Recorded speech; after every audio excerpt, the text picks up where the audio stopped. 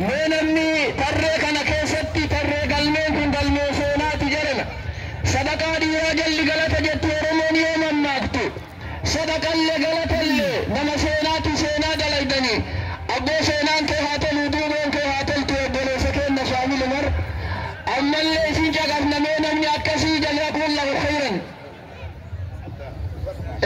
Ajaa'iba namni kun nama kenna. Dhiira sikkoo amanta qabdu meenarraa takka harka ol qabi abboo. Abboo duniyaatti illee akhiratti illee waan tole rabbi harka kee haa kaa'u. Amiin naa jedhi. Waan tole rabbi harka kee haa kaa'u.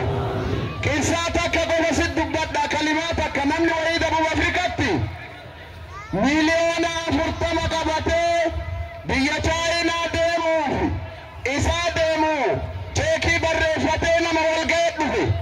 Maaf teettan jennaan masjiida ijaaranna jennee waa dhabne jedhaniin.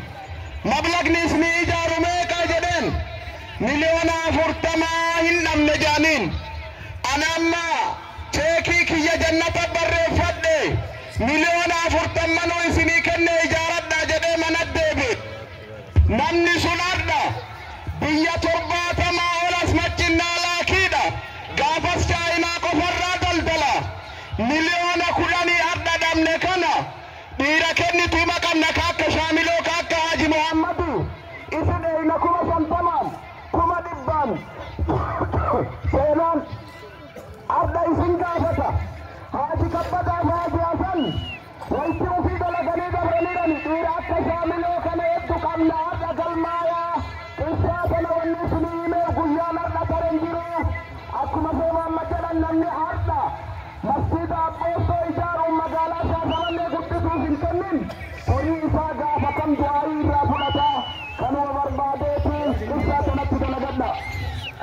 Haji Shaamiloo itti deebi'ee du'aayii arraba kiyyaan godhuuf malee hin quufu jedhee irraa fudhe abbo.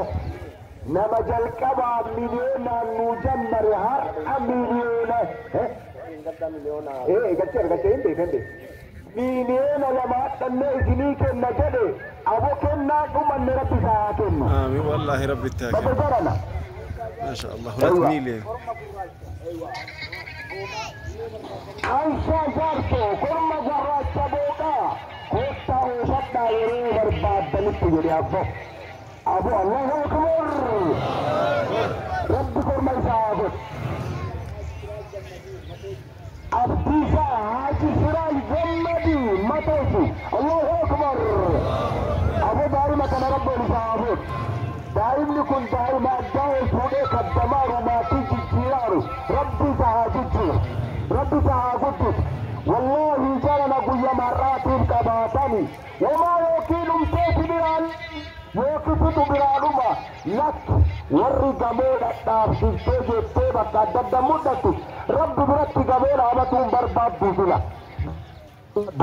Maaltu hiyyeeyyii iyyisiise maaltu hiyyeeyyii boochise utuu namni 20 nama rabbi waa bira kaa'e jara naliyyinaa jallaa miliyoona nurraa fuudhaa utuu jecheen jiraatte yaa rabbi mata keenya gammeessi yaa rabbi ribaa gammeessi yaa rabbi warra kennaaru kana yaa rabbi kennu dachiin tun dachii du'aarii kadhatan gadin deebine warra nu gammachiise kana rabbi jannataan haa gammachiisu rabbi isaan haa fuudhu abbaa 50 miliyoona lafa kaaree 200